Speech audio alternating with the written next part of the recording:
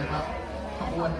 นแห่นะครับเราจะเปลี่ยนไปตั้งตรงหน้าบ้านคุณยายเลยนะครับเดี๋ยวเราจะไปเปิดตรงนิทรรศการที่บ้านคุณยายนะครับแล้วก็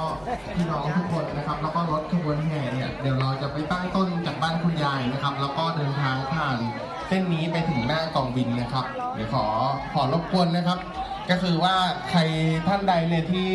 รดน้ำนะครับดำหัวผู้ใหญ่หรือว่าพระเรียบร้อยแล้วเนี่ยขอเชิญนะครับที่หน้าบ้านคุณยายเลยนะครับเราไปตั้งขบวนที่หน้าบ้านนั้นนะครับผมขอบคุณครับอ๋อครับผู้คุยเปิดก่อนนะแล้วก็เริ่มแห่นะครับพอแห่เสร็จก็